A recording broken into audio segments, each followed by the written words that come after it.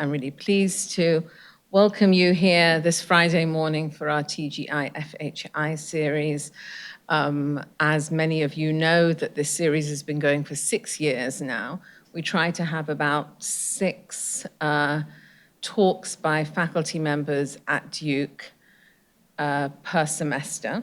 And really, the idea is to just give us the work that the faculty is most excited about, that they're working on right now. We had a little bit of a sense that everyone goes off and gives the work that they most care about elsewhere, and we don't actually hear it here at Duke. So that was the point of starting this series.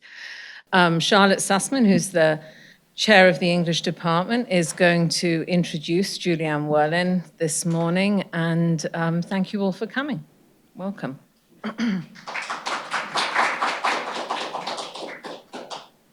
Hi, everyone. Thank you, Ranji, for organizing this series, which has just been a wonderful thing. It's my great pleasure to introduce my colleague, Julianne Werlin. Let me say at the outset, as many of you know already, but let me also just say at the outset that you're in for a treat. Julianne has many amazing qualities as a scholar, but one of them, perhaps most especially in this new project, is her ability to take something you thought you knew, but that you actually only had kind of unexamined assumptions about, like the authorial quest for immortality, and put that thing in a new context by juxtaposing it to new data, or some other methodology, innovative methodology, and allowing you to see it in a new light, a light that will probably change the way you think about literature and literary history going forward. It's kind of an exhilarating experience, so get ready.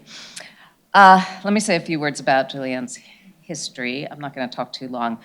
Julianne earned her PhD from Princeton University and held a postdoc at USC and a fellowship at Central European University in Budapest before joining the Duke faculty in 2015 after a memorable campus visit during which she was snowed in the Washington Duke Inn for several days, which gave us an early glimpse of her kind of unflappability in circumstances. She published a range of articles on 17th century British literature, and also her first book, Writing at the Origin of Capitalism, Literary Circulation and Social Change in Early Modern England, which appeared from Oxford University Press in 2021.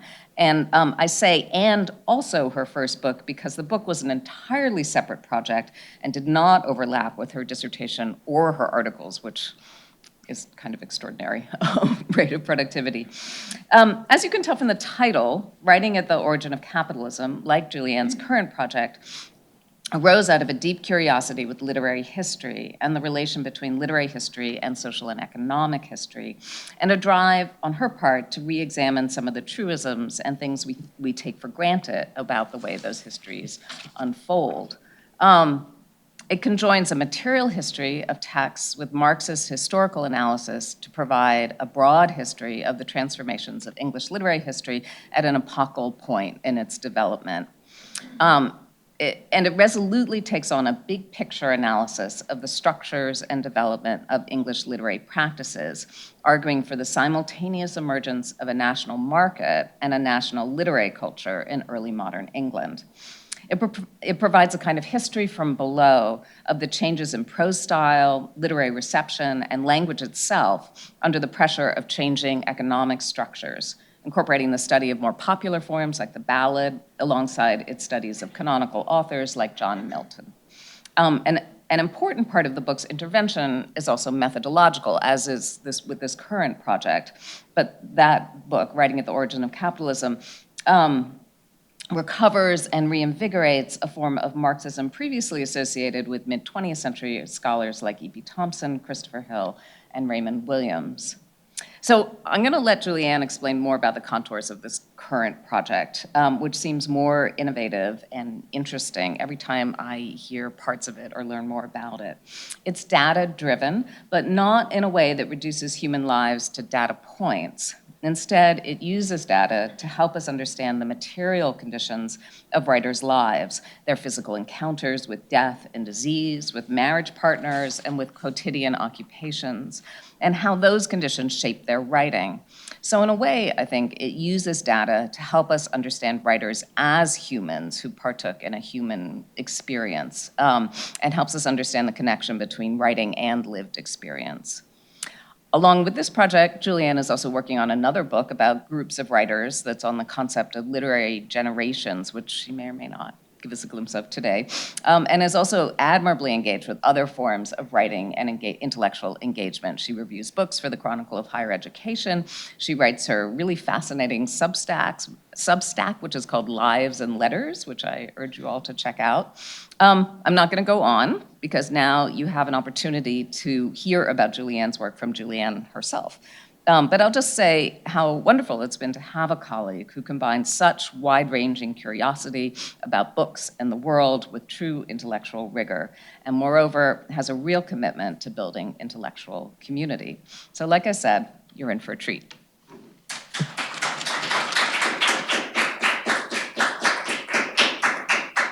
Thank you all so much for coming. Thank you, Taranji, for the invitation.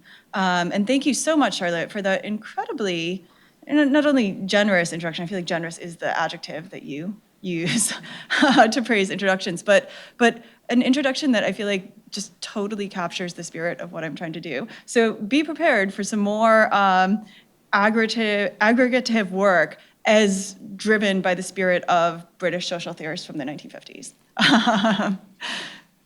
Okay, and many of you, of course, know this project, so I'm going to explain the project in its current iteration, which is going to be old news for many of you, but thank you for your patience in any case.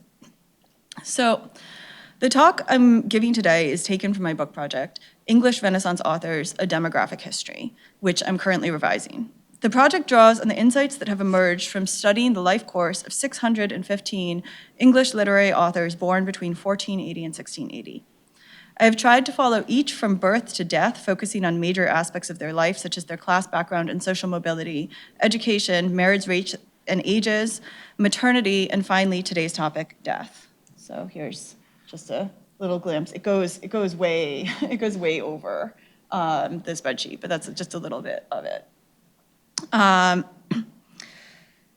Sometimes this involves grappling with vivid and detailed narratives. More often, it involves the attempt to assemble mere fragments, a few dates here, a name there, into a life course.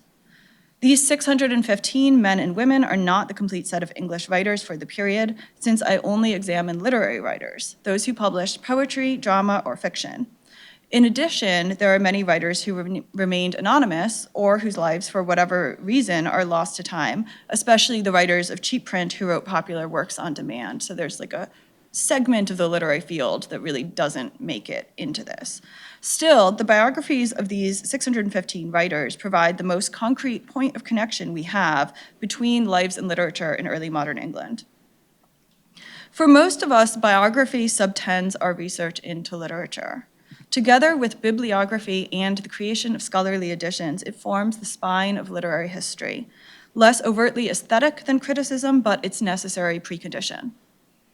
Indeed, the place of biography in the study of individual authors could hardly be more secure. In 1598, Thomas Speight took the then novel step of including a biography of the author in his edition of The Works of Our Ancient and Learned Poet Geoffrey Chaucer, newly printed, between his, quote, his portraiture and progeny showed, and the argument to every book gathered, thus launching biographical criticism in English. By the end of the 17th century, the relevance of the life of English authors to the interpretation of their works could be assumed. As a result, we have roughly 4 centuries of the accumulated research of literary biographers at our disposal.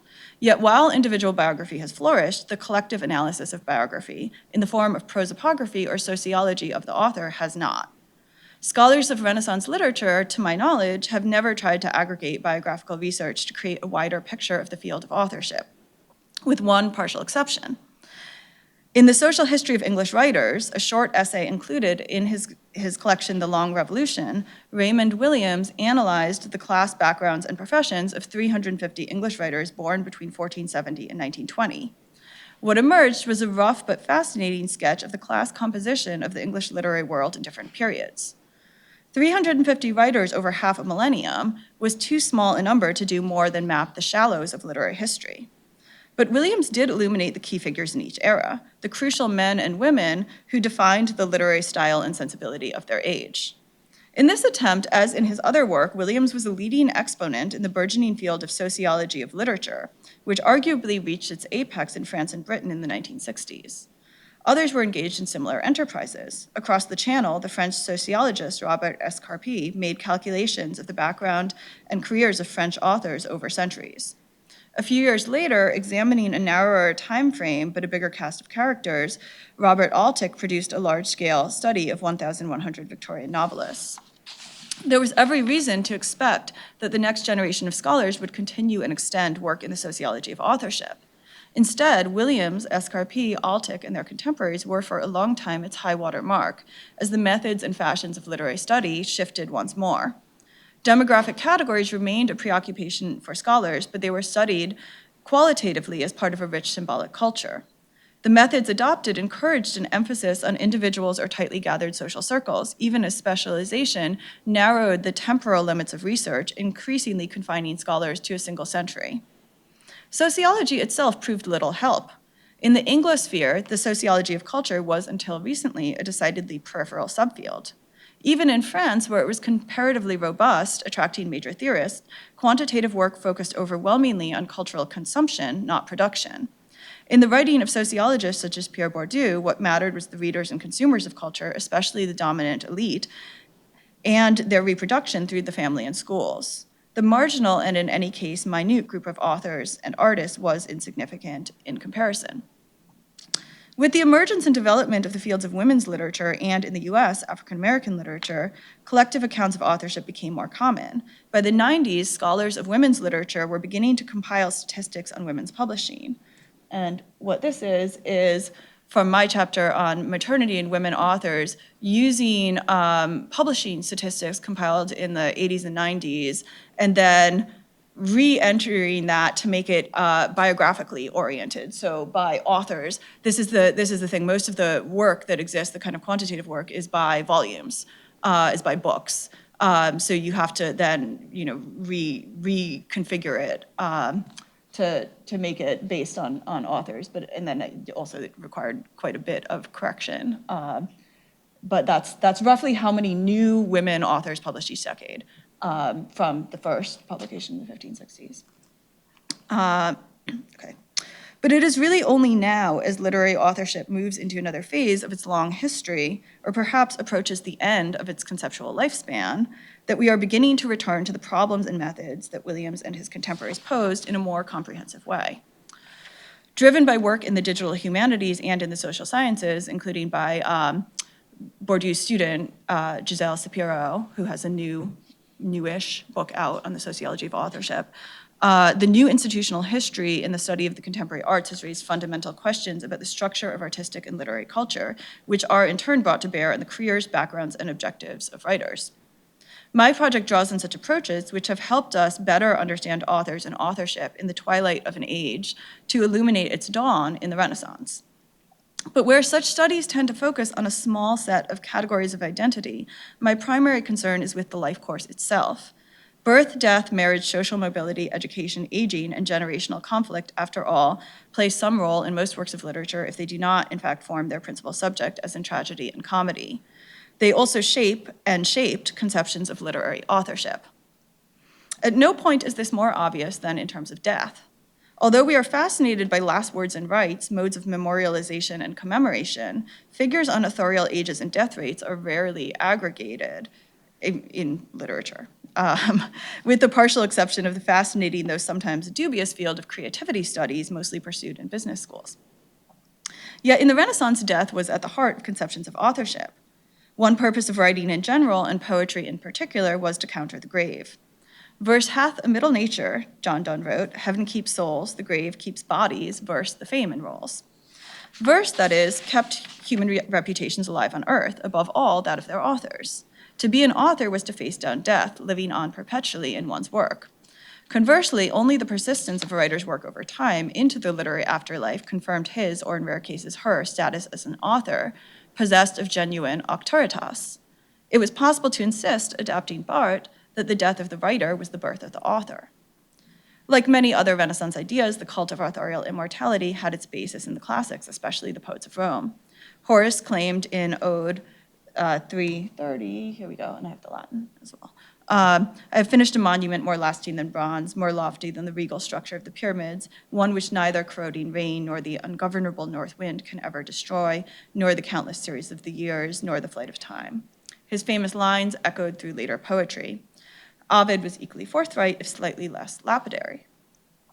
Still very lapidary, but, not Horace.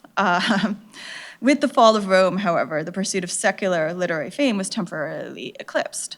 In the fragmented Christian Europe of the Middle Ages, sainthood was both a higher ideal and a more plausible one, given the tenuous conditions of early medieval manuscript survival. But Horace's ambitions were only dormant, returning in full force in the early Renaissance. Petrarch, Ronsard, Du Bartas, Shakespeare, Milton, and countless minor figures all laid claim to literary immortality. Their poetry would survive. So long as men can breathe and eyes can see, so long lives this.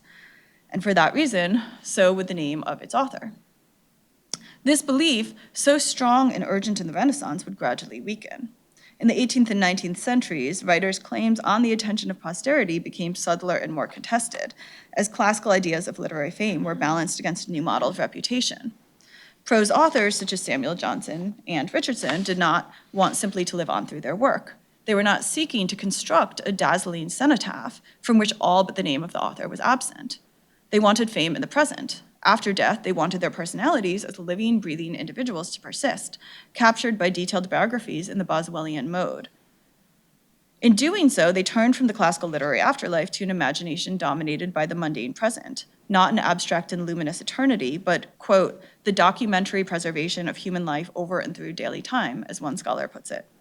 Eternity slipped from reach. Writers still placed their hopes in the more limited ideal of posterity. Many of the Romantics, for instance, looked forward to their posthumous reception with a positively Horatian pleasure. Nevertheless, for authors, as for everyone else, the axis of fame was slowly tilting from immortality to celebrity. Never again would the desire to evade death prove as culturally central to the production of literature as it had been in the Renaissance. And just to check this assumption, I asked Akhil Sharma, our creative writer, Akhil, how often do you think about your posthumous reputation and or your literary immortality? And he was like, never. And I was like, good. That was the answer I wanted to hear. What drove this monumental change in the history of authorship?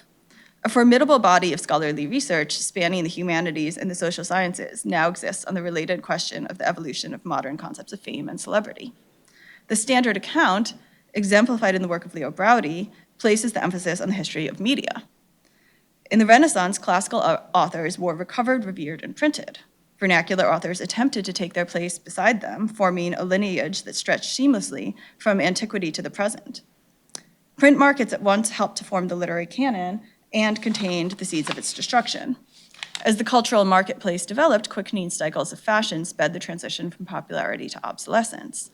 Newspapers designed to be discarded were issued anew every day. In the centuries to come, new forms of media projected words and images across the globe with startling rapidity, until at last digital culture completed what print capitalism began. It made writing into a medium as evanescent as speech, attuned only to the exigencies of the present moment.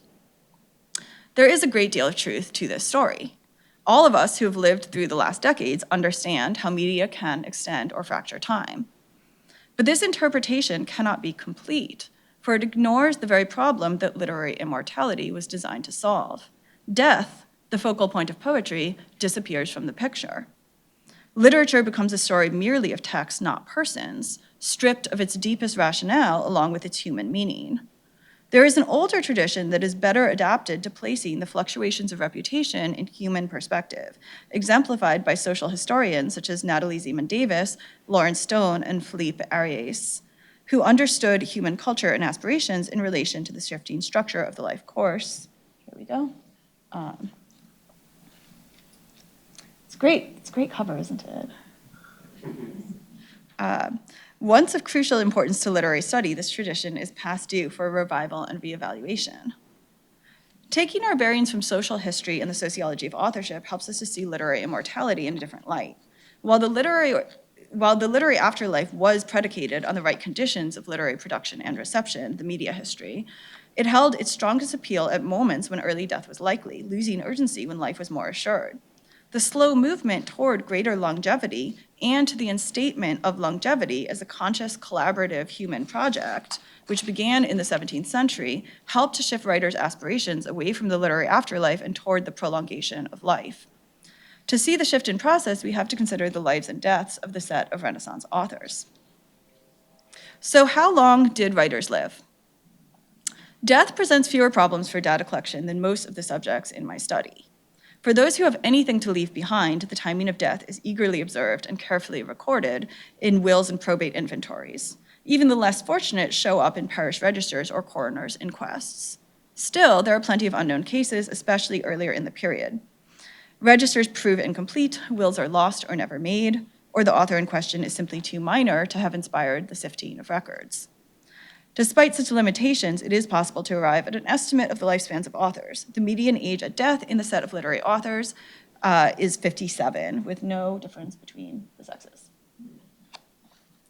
The period's average for the population as a whole, meticulously established by the Cambridge Group for the History of Population and Social Structure, is a useful point of comparison. From birth, English men and women lived around 38 years from the Elizabethan period until the middle of the 17th century when lifespans declined.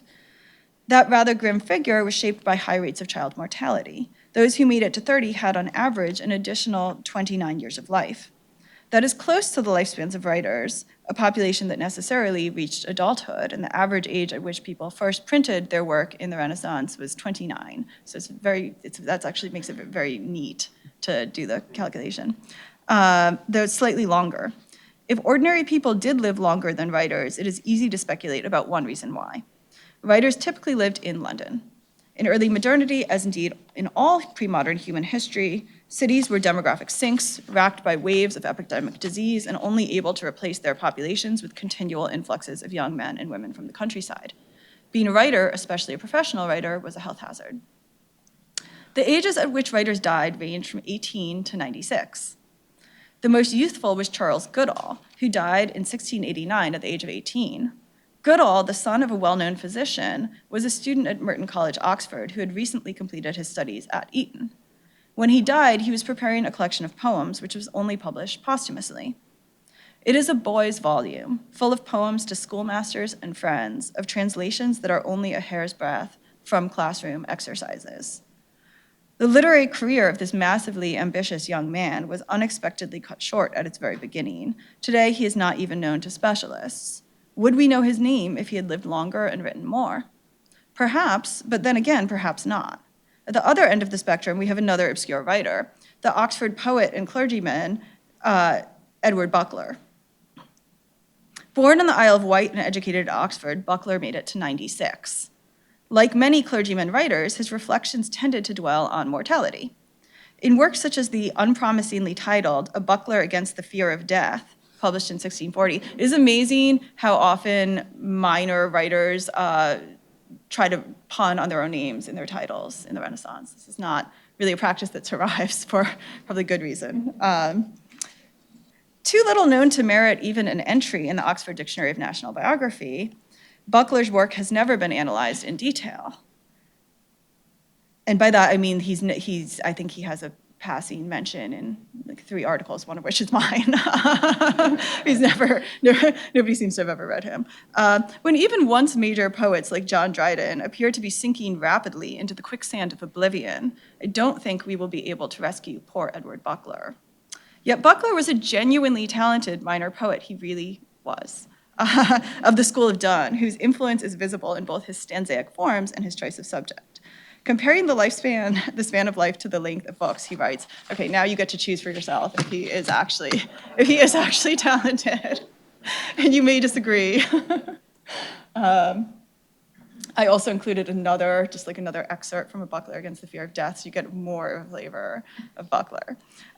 One man, a book in folio, lives till age, hath made him crooked and put out his eyes. His beard doth penance. And death in a rage mows down another while the infant cries in his midwife's lap.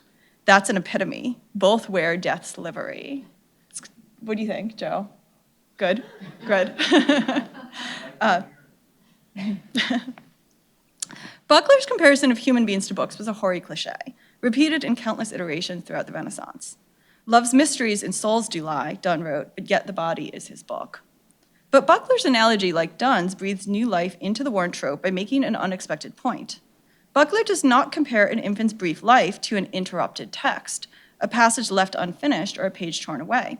Rather, it is a finished epitome, tiny but complete. To understand the lifespan as ordained by God is to concede that there is no such thing as an interrupted life. Widely varied lifespans from a single day to nearly a century are not accidents or even misfortunes, but an integral part of what it means to be human. It is worth pausing on that point because that immemorial belief would be challenged by the end of the 17th century. When Buckler published his rather macabre volume at 30, he was still comparatively young. He could not have known whether he would survive 1 year or many. As it turned out, he had 66 years of additional life, stretching across nearly the whole of the century and spanning at least 3 distinct literary eras. Born around the time when The Tempest was composed, he could have read Swift's A Tale of a Tub before his death. Think about the literary distance traveled there. The remaining authors died at intervals scattered across the whole range between Goodall and Buckler. This fact points to the most important characteristic of the Renaissance life cycle, its unpredictability. Even for the comparatively young and comparatively healthy, death from infectious disease could come at any time. Media vita in morte sumus. In the midst of life, we are in death, as the Book of Common Prayer put it. What most distinguishes the modern mortality regime from the pre-modern one is not that we live longer, although we certainly do. It is also that most deaths cluster close to the average. So here we go. To see the difference between the two mortality regimes, we need only glance at the survival curves for life expectancy in the United States in 2022 and for the pre-modern English life course as reconstructed by the scholars of the Cambridge Group for the History of Population. We can expect to travel through the bulk of our lives alongside our contemporaries. At the age of 50, over 90% of our cohort survives. Only when men and women reach their 70s does mass death begin. Then the elderly begin to fall away faster and faster until only a fraction of the original group remains. Sorry. By contrast, in the pre-modern English population, after age 10, where you see there's a steep decline, the number of a cohort decreased steadily decade by decade in a smooth declivity rather than a sharp cliff. At 50, fewer than 50% of the original cohort survived. If you made it that far, you were in the luckier half of the population. But as a corollary, you would have witnessed the deaths of half of your coevals and the majority of those older than you. The price of living even into what we consider middle age was watching the bulk of your acquaintances vanish. Because poets routinely wrote elegies, an elegy was not just like something, if you just felt moved, you would write, everybody got elegies if you were, part of a literate community. They pinned them to their hearses. It was, kind of a big thing.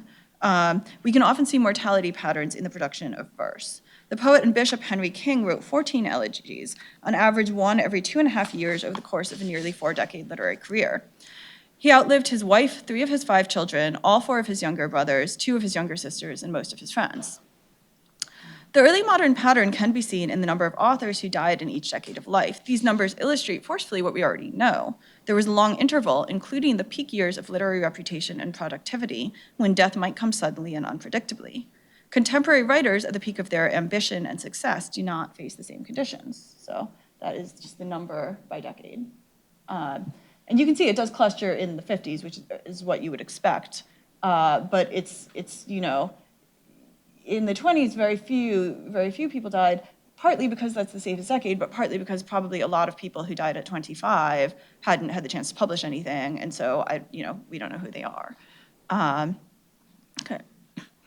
Authorial immortality became a powerful ideal under the conditions of unpredictable mortality and a poetic practice intimately calibrated to it. Many men and women of all ages felt its appeal, but it was experienced most urgently by the young. Youthful authors struggling to make their reputations in light of the prospect of death were keenly sensitive to the possibility of immortality. In a world where men and women could just as easily die when they had reached the length of a tiny epitome as a massive folio, to borrow Buckler's image, a young life threatened sparked an especially vigorous response. The best known example, imitated by successive elegies over the course of generations, is Milton's Lycidas, written for the 25-year-old Edward King. For Milton, King's death was and Milton was 29. For Milton, King's death was an object lesson in how suddenly life could be cut short. In the midst of the pursuit of literary fame, quote, the blind fury with the abhorred shears slits the thin-spun life. Only a divinely sanctioned literary fame reconciling the poetic and religious afterlife could meet the challenge of death. Milton's reflections on literary fame and death were not merely personal, however. They were alert to the mortality structures of his age. This point was first made by E.M. Tilliard, writing in the first half of the 20th century. He was a very famous Renaissance critic and scholar. This was a very controversial point when he first made it, but now it's sort of hard to see why. At a time when, through plagues and whatnot, Tilliard wrote, life was less secure than in modern times of peace, Milton, having sacrificed so much to his great ambition, must anyhow, as the time of preparation drew to an end, have dwelt in the thought that it might all be for nothing. Tilliard's plagues and whatnot, the offhanded gesture of a vanished age of scholarship, is suggestive. It is easy to see how the aside could be the basis of a much larger thesis linking the literary system to demographic history, unpursued and perhaps unpursuable within the frame of Tilliard's literary historical method. We can find support for the idea that early modern mortality structures helped to motivate the ideal of literary immortality in another discipline, more attuned to the fluctuations of belief in light of demographic factors. That is the sociology of religion, the field that has most comprehensively studied belief in the afterlife. In their influential, if controversial, theory of religion, Rodney Stark and William Sims Bainbridge argue that religious belief is a form of compensation for desires that cannot be achieved in life. Since human beings are mortal, immortality is the ultimate example of an unattainable desire. The more keenly men and women perceive threats to life, the more ardently they come to believe in the afterlife. In safe modern societies, that means that men and women are more likely to believe in the afterlife with age. But in contexts where the young face threats of death, their demand for an afterlife tends to be especially strong. In a global survey of religious attitudes and beliefs, the social scientists Ronald Inglehart and Pippa Norwood reached a similar conclusion, arguing that, quote, existential threats in youth are particularly likely to promote religious belief, including belief in the afterlife. Quote, growing up in societies in which survival is uncertain, they write, is conducive to a strong emphasis on religion. Stark, Bainbridge, Norris, and Inglehart, like other theorists of religion, focus on the divine transcendent afterlife, not the continuing world of fame. But as the example of classical antiquity makes clear, the same motives that promoted belief in a sacred afterlife could lead to a desire for a secular afterlife. These are much more, if you think about the world of like the Iliad, these are much more convertible things in that context than they are, today. In fact, the relationship between youthful death and literary immortality can be seen in a book of poems that is arguably one of the foundational moments in the history of English authorship. These were the poems written on the death of Philip Sidney, the first writer to achieve true authorial fame in the Renaissance, in the English Renaissance, obviously, although he did so only posthumously. Sidney, from a noble family, died at 31 in battle, leaving behind poetry but no male heir. He was the ultimate test case for literary immortality. This was a point made in the collaborative volume, The Phoenix's Nest, which takes its title from Matthew Royden's stunning tetrameter elegy for Astrophil. Now this one, I'm not joking. This is amazing. Renaissance scholars know this, unlike Buckler, even though Matthew Royden is not a household name. In depicting Sidney as a phoenix, Royden and the other writers in the volume drew on a recently revived symbol. Phoenixes had been a powerful symbol in the classical age, but had essentially vanished in the Middle Ages, with a few exceptions. An astonishingly multifaceted device, the phoenix brought together ideals of chastity, erotic union, singularity, and beauty. But its most important meaning, uniting and controlling the others, lay in its depiction of an immortality achieved through, rather than despite, death. The phoenix was, quote, endless by end, eternal by her tomb, Du Barta wrote in probably the most famous Renaissance passage in the Phoenix, along with Petrarch, in Joshua Sylvester's famous translation. Royden's poem draws on many of the implications of this magnificent symbol. In an elegy within an elegy within an elegy, the poem depicts a singing youth lamenting Sidney, who in turn recounts a swan song for a phoenix. The swan that was in presence here began his funeral dirge to sing. Good things, quoth he, may scarce appear, but pass away with speedy wing. This mortal life as death is tried, and death gives life, and so he died. The swan begins with Sidney's youth. Such a brief sojourn on earth demanded an afterlife, a phoenix-like rebirth from the ashes. This was especially true of Sidney. In a paradox few writers have repeated, He was at once the martial hero made immortal in verse, inspiring Mars himself with envy, and the equally deathless author of poetry capable of bestowing immortality on others. For by his verses he doth give to short-lived beauty a to live. Homer and Achilles in one, Sidney was truly a phoenix. While writers such as Spenser, Johnson, and Shakespeare achieved authorship through their life course, Sidney came to embody new ideas of authorship after and through his youthful death.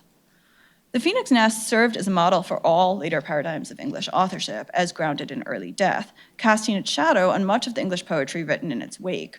Both Shakespeare's The Phoenix and the Turtle and Donne's The Canonization were composed with a keen awareness of Sidney's authorial phoenix, as Don Bednarz has shown in a marvelous book of literary detective work. And you can really hear, if you know Shakespeare's The Phoenix and the Turtle, you can and you read Void and you're like, oh, suddenly it makes so much sense.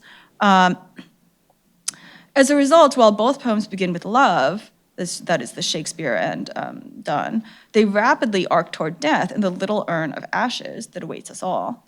Death, in turn, gives rise to the secular immortality of literary tribute. That is why each poem ends with quoted speech, following in the pattern set by Royden's Elegy and by many other works in the elegiac tradition. Like their models, both the chorus of Shakespeare's Morning Birds and the secular prayer of Donne's future lovers show the forces of literary immortality already at work within the poem, attributed to the many others whose voices will keep the memory of the departed alive.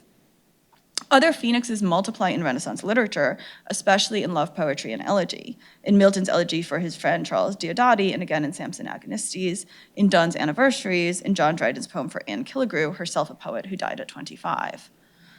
The symbol tracks the idea of literary immortality closely, which is why it is no surprise that it largely disappeared in succeeding centuries, sort of revived by Yeats in the 20th, but mostly vanished in the 18th and 19th. But it had one very important later echo in the work of John Keats. In the closing couplet of his 1818 sonnet on sitting down to read King Lear once again, Keats writes, "But when I am consumed in the fire, give me new phoenix wings to fly at my desire." When the poem was written, the 22-year-old Keats was nursing his brother Tom, who would die of tuberculosis just a few months later. He was already beginning to experience the ill health that would lead to his own death of the same disease 3 years later at 25. No poet drew more heavily on the literary repertoire of the Renaissance, and no poet understood its hidden logic better. Nor did any later poet better exemplify the tension and reciprocity between the desire for authorial fame and the imminence of death. Appreciating Keats's tragic ambitions, Shelley classed Keats with, quote, Sidney, this is from Adonais, of course, Sidney as he fought, and as he fell, and as he lived and loved, sublimely mild, a spirit without a spot, as one of the, quote, inheritors of unfulfilled renown, as if, understanding that the same authorial structure united them both. Sidney and Keats were two literary phoenixes centuries apart. We now live on the other side of what is perhaps the single most consequential divide in human history, the mortality transition. Beginning in Western Europe, infant mortality fell, the toll of infectious disease was reduced, and lifespans became more predictable. Typically, this transition is traced to the end of the 18th century or the 19th, and that is when European populations as a whole began to emerge from previous mortality patterns. But within the last decades, demographers have discovered that its origins were much earlier. For the elite, signs of the changes to come were already visible in the Renaissance. So of course, if you look at whole populations, you can't see this, but if you do like a prosopography of the nobility, then it becomes very clear. The most obvious and dramatic change in the life cycle of the elite, dimly perceptible even by men and women in the period, was the decline of death in battle among the gentry, and especially among the nobility. For much of the Middle Ages, military violence was an important cause of death for male members of the aristocracy. Prior to 1550, 30% of noblemen died in battle in England, dragging their average lifespans downward. Yet by the 16th century, by the end of the 16th century, this pattern had changed. Wartime death ceased to be a major cause of death for aristocrats. Only 5% of noblemen died in battle after 1550. At the start of the age of mass warfare, when greater numbers of men, and at the periphery women, were dying from military violence than ever before, the aristocracy became much safer. And you can think about, it's kind of, when you think about how the structure of battle changed in the gunpowder age, you can, in the age of mass armies, you can see why. Yet ultimately, the defeat of illness was more important than the decline of violence. Infectious disease, after all, was the great killer. Toward the period's conclusion, there were indications that a new mortality regime was beginning to emerge. For a tiny sliver of the elite, lifespans were lengthening, marking the beginning of their modern ascent. Since this transition began only at the tail of the period, it should be no surprise that its effect on literary authors was slight in demographic terms, yet I believe that it can be glimpsed. For authors born in the 16th century, the median age for elite, that is, I'm classing together the gentry and nobility, and commoner writers was the same, 57, which is the median for all the period's authors. In the 17th century, the two groups began to pull apart. Elite authors born in the 17th century lived on average to 59, while commoner authors continued to live only to 57. We can see the modern class-based difference in lifespan emerging in this period, especially at its tail end, as the elite slowly began to exit pre-modern mortality structures. Considering the figures further, we can see that commoner authors from mercantile backgrounds were also comparatively advantaged, tending to live longer lives. By contrast, the writers whose backgrounds cannot be traced, which implies poorer origins, lived on average to 54, while the handful who were described by contemporaries as, quote, of humble birth, poor, or an equivalent term, lived on average only to 50. This is a little bit tricky because we are so used to the idea that there is a class-based difference in mortality structures that this sounds like, how could this be otherwise? But in point of fact, the class-based difference in mortality structures is not entirely, but largely a modern phenomenon. So here as elsewhere, the usual caveats apply. The numbers are small and uncertain. The margin of error is wide. Yet the trends tally not only with what we know of the wider demographic picture, but with the patterns of life we can piece together from literary biography and intellectual history. In the 1500 to 1700 period, the mortality transition remained for the most part in the future. Yet subtly, the longevity of the elite was beginning to shape culture. First of all, the mere fact of greater longevity on its own had the potential to change what was written. In the group, the three of the writers who died earliest were poets, while the three of those who died latest published some prose. But that's in a pattern that's not really that useful. But in general, people write prose later, right? So in a pattern that has endured from the Renaissance to the present, the young really do write more poetry. There's this stereotype when you're young, you write love poetry, like racy Ovidian love lyrics. And when you're old, you start writing serious, Roman-style books of history and politics. But that is actually that's kind of true. It's not like 100% true, but it is kind of true. And it actually has remained true for, there is a kind of a shift toward prose. Again, not universally, it's just a tendency. So that means that a longer-lived pool of authors will inevitably be a more prosaic one. Even apart from its ideological effects, demographic change is always cultural change.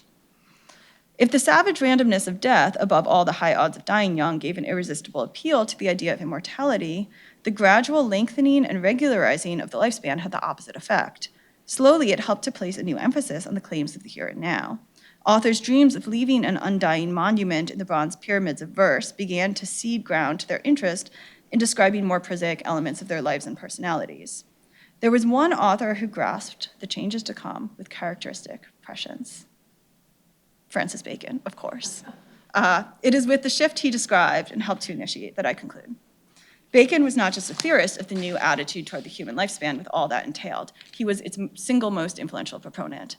His ideas, more than that of any other single person, helped to drive a reorientation of values that would stretch into the 18th century and beyond. It is impossible to overstate how central the prolongation of life was to Bacon's project. We think of him, and rightly, as the great theorist of scientific progress, but his conception of scientific progress lay in the ability of knowledge to promote material improvement above all the lengthening of life. That, quote, to which a man's nature doth most aspire, he wrote in The Advancement of Learning, is immortality or continuance of life.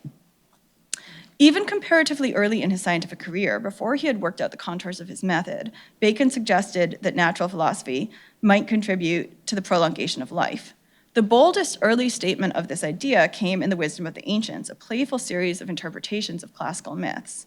In one of his most ingenious readings, he proposed that the Orpheus myth was a fable of philosophy in its two aspects, natural and moral. In singing to Hades to retrieve the dead Eurydice, Orpheus represented the ambition of natural philosophy, quote, reinstatement and restoration of corruptible things, that is, the revival of the dead, and, quote, the preservation of bodies, that is, the extension of life. It was only once he had failed to bring Eurydice back to life that Orpheus began a song of a different kind, taming the wild animals with his music. Despairing of his first ambition, the resurrection of the dead and the prolongation of life, philosophy, or its first ambition, philosophy instead turned to a lesser ambition, forming men into societies, bringing them under laws and regulations, and making them forget their unbridled passions and affections. Moral and political philosophy emerged only because the true calling of natural philosophy could not be realized. And yet, it was not inevitable that natural philosophy should fail. Its lack of success was very likely, quote, for no more reason than a curious and unseasonable impatience and solicitude. The new philosophy, Bacon implied, would be more patient, and eventually it would produce results. One of Bacon's final works, The History of Life and Death, took a step in this direction. This is it's not one of his best known works, but it's a very, very crucial work, I think, for understanding his project and his ambitions, especially in his most mature version of the project. Its purpose was to assemble reliable information about the variables that lengthened or shortened the human lifespan in order to arrive at some preliminary theories of longevity. Drawing on the Roman census and the life records of emperors, kings, and popes, he took a proto-statistical approach showing that life expectancy had not declined with generations.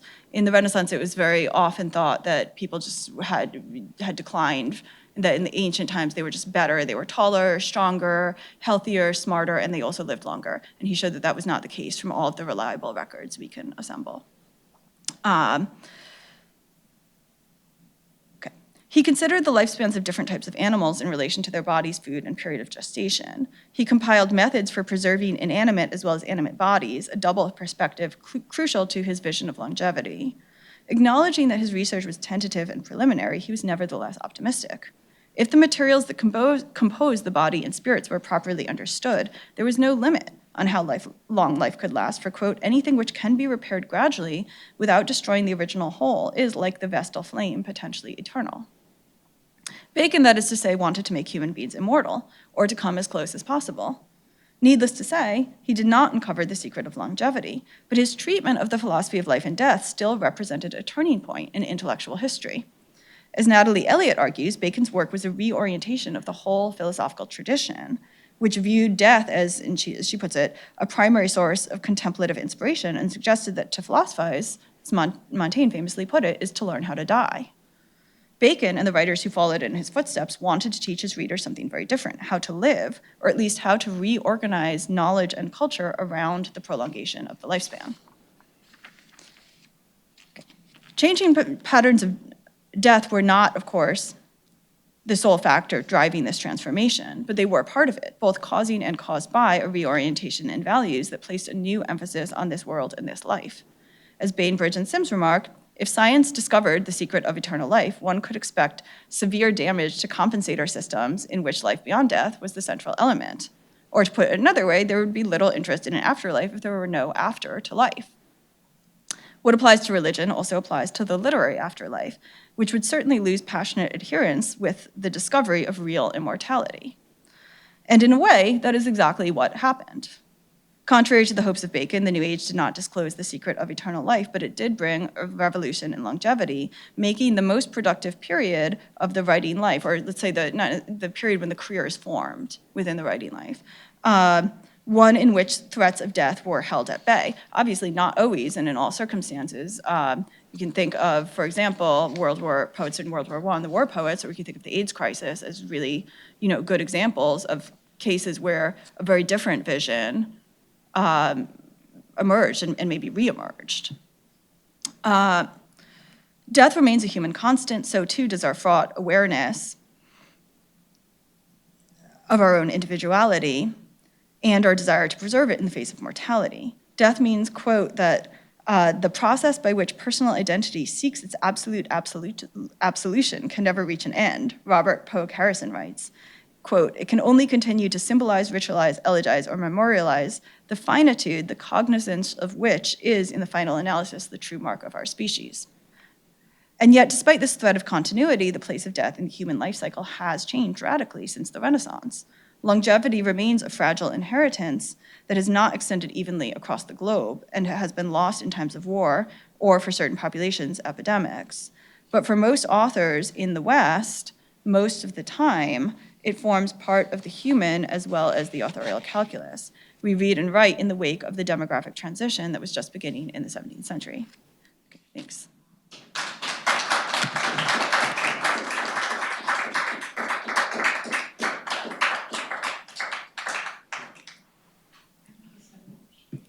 Thank you. Yes, thank you. I certainly can, thank you. Yeah, Priscilla? That was amazing. That was just great. My mind was, I have about 6 questions. Okay. I'll reserve, I'll ask 2. Oh, thanks. So one question I have is I'm really interested in the fact that so many writers that we know really well died really young. Mm-hmm. And if you think about the contemporary moment, how many writers are as well known, or as prolific or published, whatever, as Keats at the age of, say, 22? Yeah. So I'm curious about what it is that allowed them to be so productive and known in that early age. Yeah, compared it's to really, now? it is a really good question. I mean, there's been a lot of discussion recently about how the age structure has shifted even within the last couple of decades in the literary world. Like, basically, there just aren't as many new young authors, and the authors there are, it's considered, Sally Rooney is considered like kind of miraculous because she's written like 4 books, and she's in her like late 30s, whereas, that was so par for the course for every major author in the past. So, part of the answer there, I think, really does have to do with publishing and book production. Yeah. But but also, I think there are many factors. I do think the kind of incipience of death is inspiring, especially for poetry, maybe much more than for prose. And kind of just in like these are like really banal answers, but culture in which writing poetry was really foundational to the curriculum. So it makes more sense how. It's never going to make sense how Keats did what he did, right? But it makes more sense when you realize that, kids going to school were from the age of 6, spending all day translating Latin poetry and writing their own versions of it. I mean, I also wonder if a lot of these people weren't in school as long as our youth are in school, which might have maybe given them more time to devote No, to it's the writing. opposite. It's the opposite. They were in school yeah. longer. Yeah. Oh. wow. Chapter 2 or 3, universities. So the high point of university matriculation before, I think, the 20th century in Oxford and Cambridge is the middle of the 17th century. They're at university longer and longer and longer because they're all trying to be clergymen, and increasingly you have to have a PhD to be a clergyman because there aren't enough jobs. Wow. There's a really cutthroat job competition. And all they do is they study Aristotle. You have your 6 a.m. Aristotle lecture, that's true. 6 a.m. metaphysics is standard European, so that you're nice and fresh.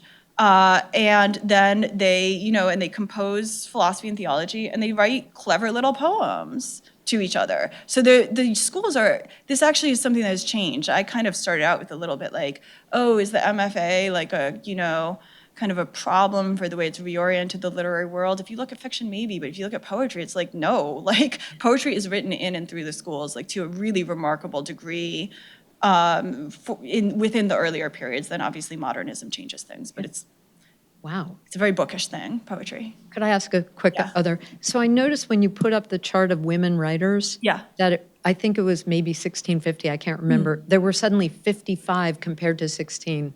What happened? Do you know? The English Civil War. Yeah, there's an explosion of women writers because licensing laws are lifted and anybody can publish. And it turns out a lot of people have things to say about what is going on. So the huge explosion of women writers, they are almost all publishing political religious works. There's a lot of female prophets. And some of them are very, very radical. Actually, I think something like 30% of tracts published by women in the 17th century, I think it's around 30, it's 25, 30, something like that, are by Quakers, who encouraged women to have a full voice and full position. So like a huge number of these are just Quakers. But then it drops in the Restoration because things get a little bit tightened. But then in the 80s and 90s, it takes off again, but now it's not religion, and now it's like literature. Now it's fiction and poetry. Yeah, sorry. David? Oh, thank you. And I'm going to follow up from Priscilla, because my original question is also going to be about the Civil War and the Restoration and the change in the number of women writers. And so I guess I'll go a little bit deeper into that. So have you noticed that when more women were getting published, when there was the reduced censorship, do you think that was, or do you see that mostly with certain presses? Was it concentrated? Because it wasn't easy to do publishing, of course, during the period. Or is it something that you saw more widespread and kind of uniformly, or was it clustered? No, I'm sure it's I haven't aggregated figures for printers, but do you know Blaine Gretaman's recent book? Do you know who he is? He's a Miltonist and Marvel scholar, but his recent book is a network analysis of print. It's like a couple of years old. And he has a chapter specifically on radical women's publishing networks that is suggesting there's like actually a huge amount of network centrality around these radical women writers who have close relationships with publishers. So that actually could probably answer some of these questions, because I'm sure, there are obviously publishers who specialize in radical writing. Jakob and then Rob. Oh, thank you, Julie. I read your Substack, so I thought I would know a little bit about what you're, and still my mind is blown. There was so much new information. So a great talk. I guess I have a question about, it's not fully formed, but about people's confidence in their future audience.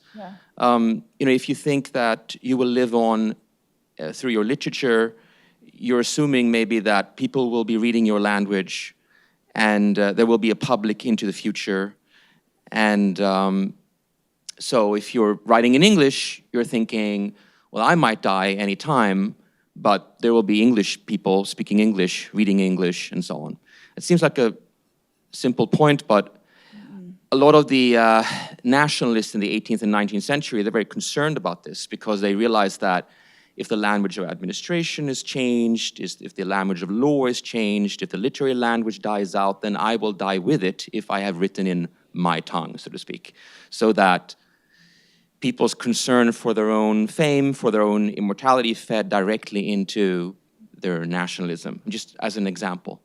So I was wondering if there were reflections on this. You're writing not in Latin, but you're writing in English, or are these authors also reflecting on the future of this people, this nation, this public, on which their afterlife depends? And the other question is maybe a little stranger, and that is, now we do live these long lives, and there are plenty of people who say that maybe we can cheat death and defer indefinitely. At the same time, of course, fertility rates are falling globally. So we have a strange situation in which individual life can be very long, maybe 120 years or something, and yet your country will likely shrink, almost all countries will shrink, and very drastically and dramatically so. So I was wondering if you had a comment on that. Yeah, that's great. Thank you. The answer to the first question is, oh my God, of course, they thought about this all the time, right? This is completely central to the creation of vernacular literary culture. Because when Horace is saying this, and Ovid and, Propertius, they are saying, I will be read as long as Rome endures, which is they optimistically project, as long as the human race endures. And it will be read across the entirety of the Roman Empire, which is, as you know, the Latin in the Roman Empire is very linguistically standardized, and so that's a fair assumption. And Latin is very stable. So they have there is a real imperial basis for their thinking, right? But of course, when you try this trick again, and Rome has fallen, it is a very different argument. So they were totally aware of this. Beginning with Dante and Petrarch, of course, right, who were making similar arguments with Italian. And they were totally aware that they're making this argument that is also willing an enduring nation and its language into being. And they also know that, maybe it's not going to work. There's a poem by Waller. I hate that I have to paraphrase it because it's so catchy. But he's like, English poetry is great for seducing women. If you actually want to be read, you have to choose a language that's not going to change. So you have to write in Latin. And because they're reading Chaucer, right? And they barely read Chaucer like us. They're like, what is this spelling? So they're really, really thinking about this stuff. So some of this is like, sometimes I think they are feeling like there will be some context for this, like this is going to be enduring. Sometimes I feel like they're just kind of imitating Petrarch and Horace, So like they kind of believe it, they kind of don't believe it. They're kind of willing it into existence, they kind of believe it. But then of course, a lot of people are they're Shakespeare is not, but most of these other poets that I talk about are also writing in Latin. So this isn't going to be their only claim to immortality. Milton obviously becomes extremely famous as a Latin writer long before he's famous as an English writer, in Europe especially. So yeah, I mean, that's kind of the answer. It's not really a satisfying answer, but that is kind of the project of the vernacular Renaissance, right?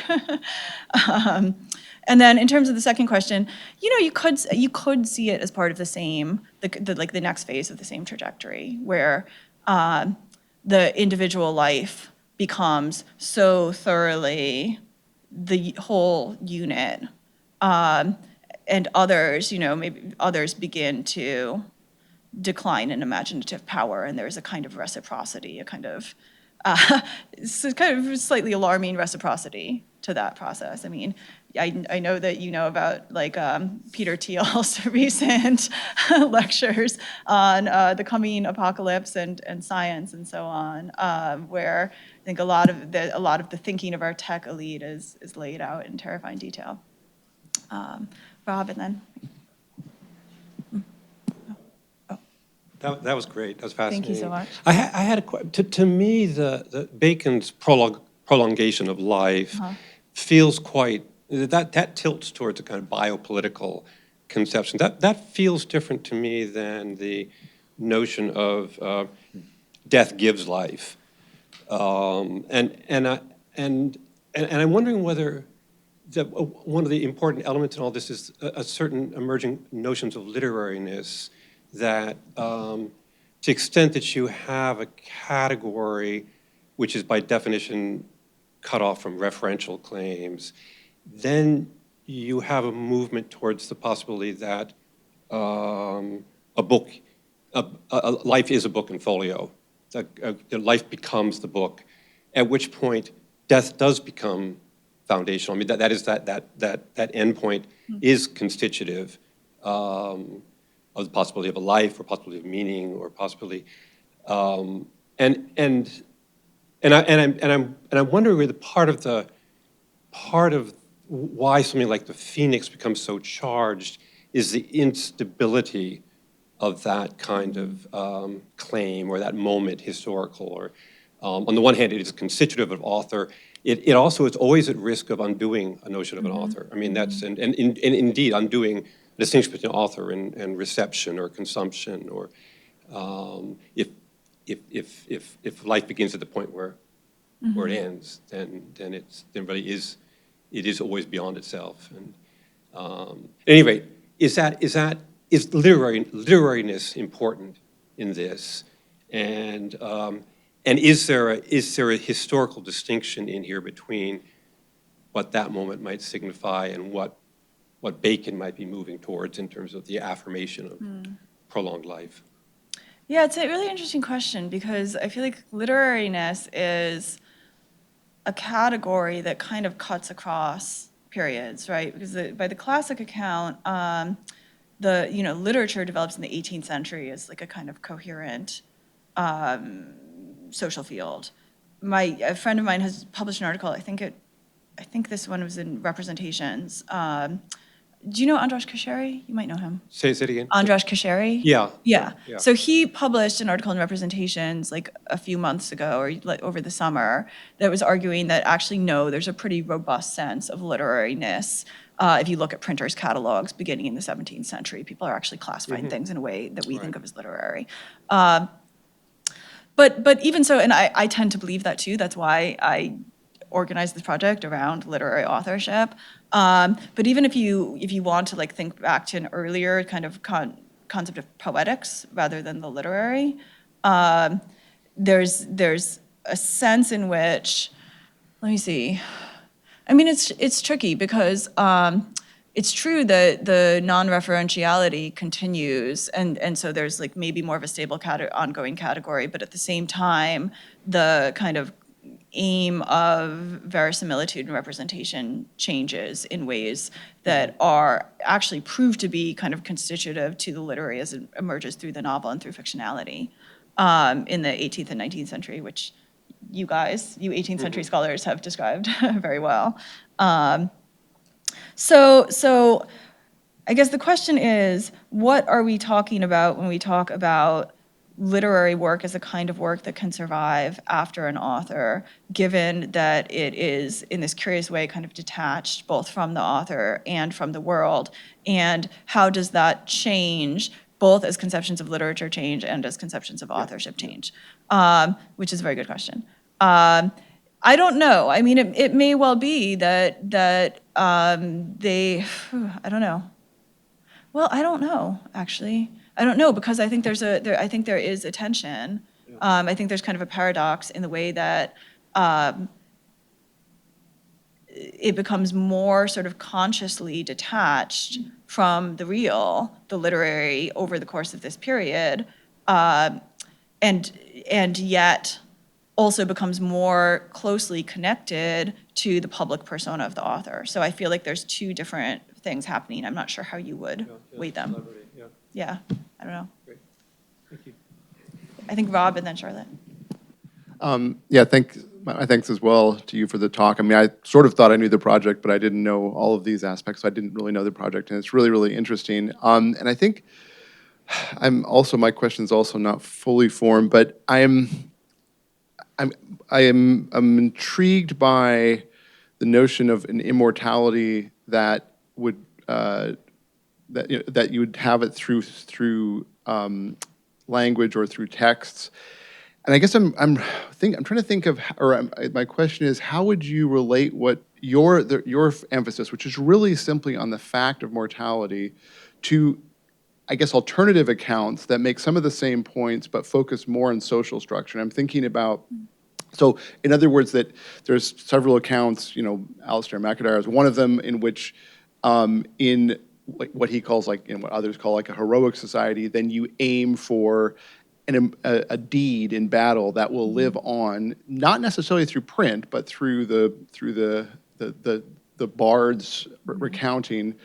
And so there, you did address this in a way, because you talked about how many people die in battle, but there's a whole structure that's not just about death, about the awareness of death. It's about social roles. It's about there's all these mediating structures between the fact of death and the desire for some kind of immortality. Or, like Arendt in the start of The Human Condition talks about this sort of, like you could also have a speech, like Pericles would have a speech that would live on forever, but that's like it's not a poem, it's a deed in a way. It moves the Athenians one way or the other.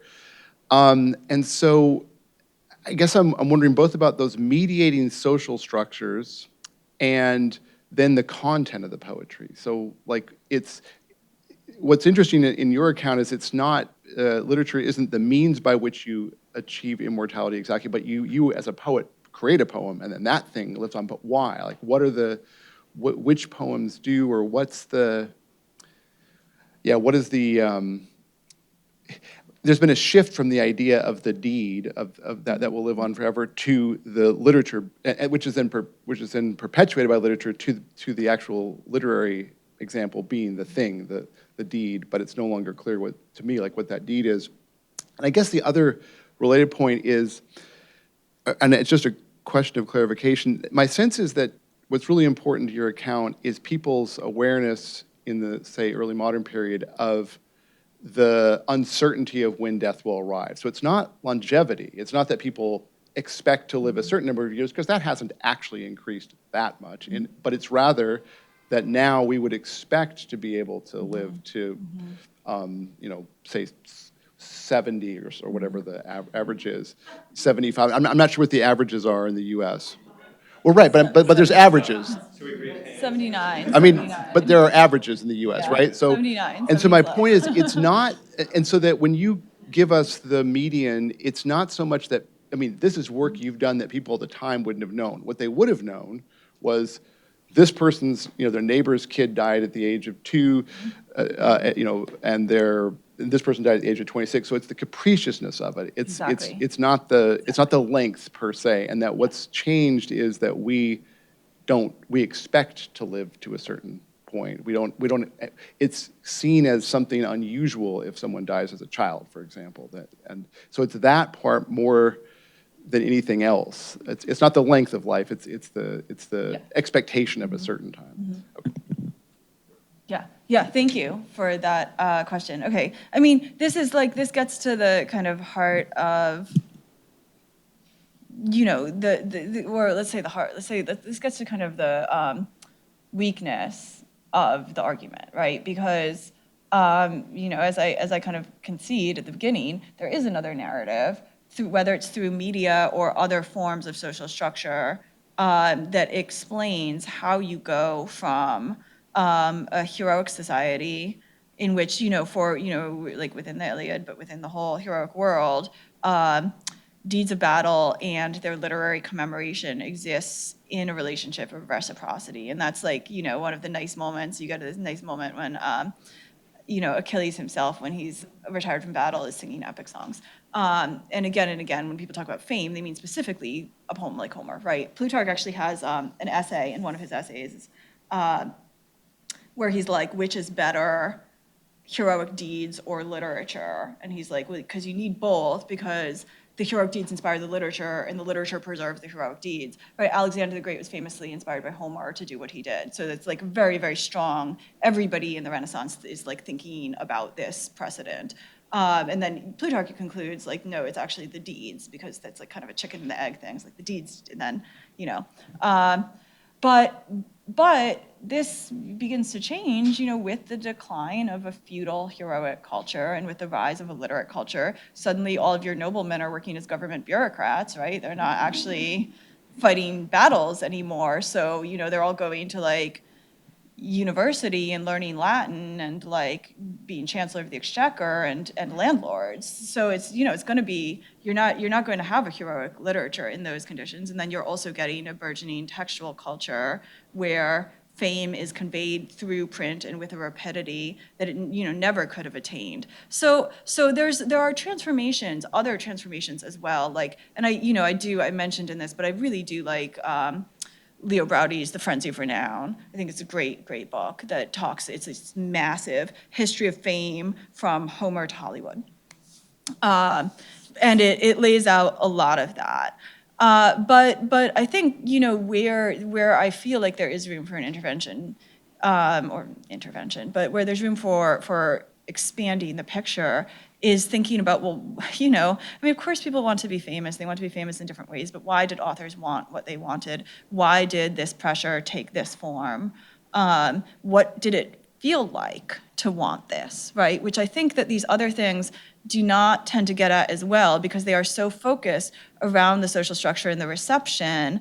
And in general, I'd say with my project as a whole, one of the things I'm trying to do is, while being very persuaded by many of the kind of large-scale social histories of literature, of the rise of literary markets, of the transformation of media, feeling like the author and the author's own experience needs to actually be put into that picture a little bit more than it is. So I guess that's what I would say. I'm trying to put the author and the author's experience and the human experience of being an author a little bit more into that picture, without actually saying that picture is wrong, because, in some obvious ways it's really not. Yeah.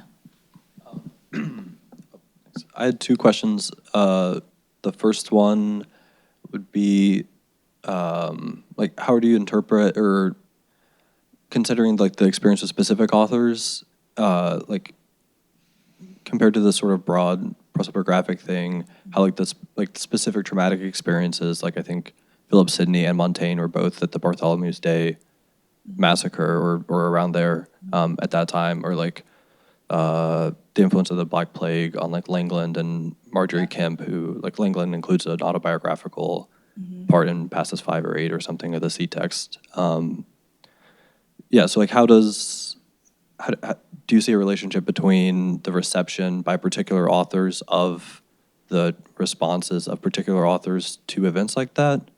Yeah, for sure. But that's a great question because it's another question that really is like points to kind of it's a conceptual tension, but I feel like it's also kind of a conceptual maybe opportunity, which is, okay, so if the individual author is so important, well, we know a lot about individual authors. Like there's a lot of biographies of Shakespeare, as you can testify, our Shakespearean in the audience. What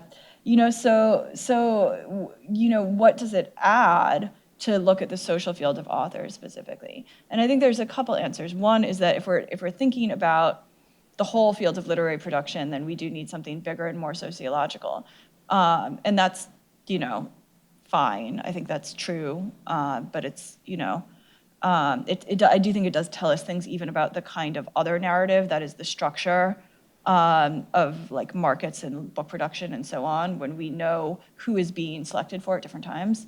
But then there's another thing that in some ways is, I think, to me, almost even more equally compelling, which is that, what we think our lives are is very conditioned by what the lives of people around us are. So certainly I see the influence of unique events, but one of the things I see a lot in writers' lives is the structure of expectation, right? So, which is again really conditioned by what is going on with the people around you and the people in the group you belong to. And you would think that you could figure that out just by going from an individual author to the demographic context, but you really can't, because it's the question is, in their social group. You're not weighting your expectations based on the whole population. You're thinking about your group. So like, with marriage, what do people think is gonna happen? What do they expect? That can be even more important than what actually happens in the way people write about things. And of course, what actually happens is always measured against expectations, so that part of your own experience is your experience of your relation to a norm or to an expectation. So that's where I feel like, that's one point where I feel like these two things really meet, really come together. Charlotte. Thanks. Yeah, thanks. As with everybody, that was just fascinating and made me, like I said at the beginning, think about things in a really different way. There was a moment towards the end when you were talking about the mortality shift, when you said, you were saying people tend, as they get older, they tend to write more prose, and then people did start to get older.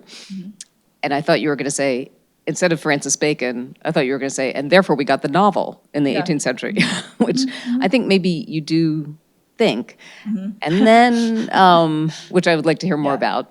And, but that, of course, made me think about Richardson. Because, of course, in the 18th century, maybe not in the 17th century, you do get people who started writing literary works after, like, in their 50s, like late. Defoe. What? Defoe. Yeah, Defoe and Richardson, didn't become literary writers till quite after they probably would have died in an earlier century. So I thought that was fascinating. And then I started thinking, and this was a question I had earlier, like the shift as to where immortality is. I wonder if you have something to say about the character, because it's like the literary character as an immortal figure instead of the author, because I was thinking about Clarissa. Yeah.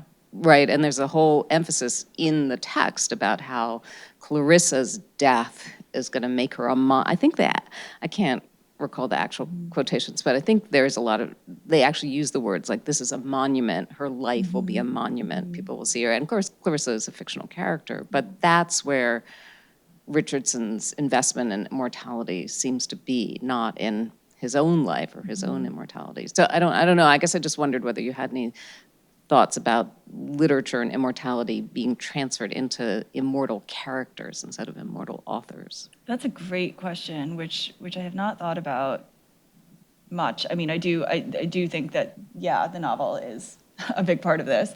I don't think the novel is, just about longevity, obviously, but I do think, the shift, which Bacon in so many different ways exemplifies and predicts and inspires, and, the whole transformation of a culture toward a much more, focused on the quotidian set of dynamics, right? And this is part of it, but of course there's like a million other dimensions as well. There's a good book by somebody called Jacob Sider Jost or Yost called Prose Immortality that I think makes some of these arguments really well about 18th century literature and the novel, not about mortality statistics, but from the very much from like the media angle, from media change angle. And in terms of the character, that is a really interesting idea. I mean, in some ways that is, I think that's just a very much the kind of literary prose version of poetry, right? Which is, I think that is almost, in some ways, it's almost still an older model because it's that maybe you will survive because your name attaches to it, but it's not you, it's the work. So literary character might almost be it's kind of a fictionalized version of something more classical. It's a really interesting question. There's obviously a lot of work on character in Shakespeare and character and authorship, and there are some arguments that character is one of the models for authorship rather than authorship being like a model for character in Shakespeare and his contemporaries, because especially around characters like Falstaff, who is really prominently advertised in successive Henry IV plays. And of course, the first book-length work of literary criticism, this not biography, is a Falstaff study, right, in the 18th century. So there definitely is something really suggestive about the way character and author are trading places here, and Richardson does seem like a really good person to look at that. That's super interesting. And I don't know if we have time, but I'll just, what? Oh, I know you've thought about Gray too, because I've read your Substack. And I was thinking all the way through about mute, inglorious Miltons and how that flips that whole question of mortality and who dies. And I don't know if you have anything more to say about that. Yeah, probably or Gray. not more than in the Substack piece, okay. but where my argument is, or like very briefly, but I have thought about that a lot because he's, I mean, in some ways he's a throwback, right? Because he is a classical university-based figure who is kind of doing the same kinds of things with a Latinate poetics that people were doing at Oxford in the 17th century, and he knows that. And then in other ways, he's completely cutting edge. But I do tend to read that poem now as showing a real awareness that death has become class-based, so that there's a real difference now. Now, Gray himself was one, I can't remember how many brothers and sisters did he have? He was like the only surviving kid of like 12 or something. Okay, so thank you. Thank you, yes. So he knew that himself. So he also had that kind of experience of mortality, but that's what I mean about him looking forward and looking backwards. Like in some ways, he really seems like he's part of some older pattern. Not that that is limited in the 18th century. All this stuff, like I'm saying these are changes, but these are like, this is in very big picture, these are changes. For individual experience, a lot of people are still having really similar experiences. But at the same time, it feels like Gray is perceiving something different about mortality and how mortality works than Milton, I mean, there's nothing that I know of in 17th century elegy that is thinking about specifically the deaths of the poor, and that death would be in some intrinsic way connected to the poor. I just don't think that exists, so to me that's quite interesting. Yeah. Yeah. So just a quick point about characters there, and then I have a question. In New York City, there's a church with a grave for Charlotte Temple. Oh, sorry, we're recording. Oh, sorry. There's a grave for Charlotte Temple in a churchyard, a character, a literary character. So my question is, I'm glad you brought up Achilles, because in the Iliad, of course, it's all about reputation, and that's how he's going to live on. But in the Odyssey, when Odysseus confronts him in the underworld, Achilles says he'd rather be a servant on earth than a famous warrior alive. So I was struck by that, and I'm also struck at the same moment by, in the Hebrew Bible, what is it that is going to make people live on? They're going to wax and multiply. Yeah. God says to Abraham, I will have, if you do this, your children you'll wax and multiply, whatever waxing is. So, the floor.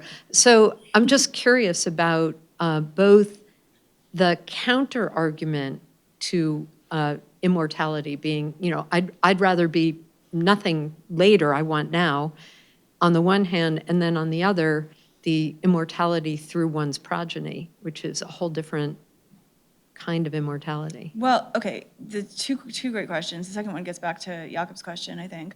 The answer to the first one, I think, is actually really simple, and it's you can see this answer within Homer as well, right? Which is, it is true that in the Iliad, Achilles almost uniquely, except in a way that is also the same as everybody else, right, is given this choice, die young and be immortal, or live a long and happy life and not have any reputation or fame. And there's a lot, it's a really hard choice. It's not an easy choice for him, and he decides to do it. But there's a lot of people who don't have that choice, who you act heroically because you're gonna, if you don't, you're gonna get killed in battle anyway. It's not, you can't leave, right? So the context for this choice, and this is made again really clear in the Iliad, is that it is true that like superb heroes like Achilles might have this as a choice. For most people, so I think you show the character of Achilles is different, and I don't think it's the same author who wrote both of those. So the character of Achilles, no, or even exactly the same period. But the character of Achilles is different. But the choice is actually like, it is kind of made for you. And I think that is the point of this. If you're probably gonna die anyway, and you could die at any point, then you better do what you can to become famous. Because it's the only hope you're gonna get. And especially in the classical afterlife, it's like, nothing to write home about. It's like, so you wanna live on an earth that's much better. Once you start to feel like, no, there's actually another option, living longer, living forever, then people just want that option. It's, as Rodney Stark says, you've read Rodney Stark, but has anybody else read Rodney Stark? He's amazing. It's a compensator system, but if you can have the real thing, you don't need the compensator anymore. So that's kind of this really basic argument. And then I think your second question touches on what Jakob was saying. I don't have more of an answer, I think, but it's the question of, is it the survival of the community or the individual? And taking the prolongation of life as your goal points to the individual as the unit of survival, and as the unit of meaning in a really fundamental way. I'm not sure. Isn't it some of both? I mean, if you're thinking with Abraham, it's not just, it is his biological progeny. Oh, sorry. It is his biological progeny, but I also read that as saying, you will start a whole nation. Oh, no, I'm agreeing with you. If the unit is the community and the point is reproduction, okay, yeah. Then you have a more collective vision. But if the unit is like, I want to live forever, it does lead to a much more individualistic conception. Yeah, anyway. No, maybe we can continue. Thank you. Thank you. Thank you. Thank you so much.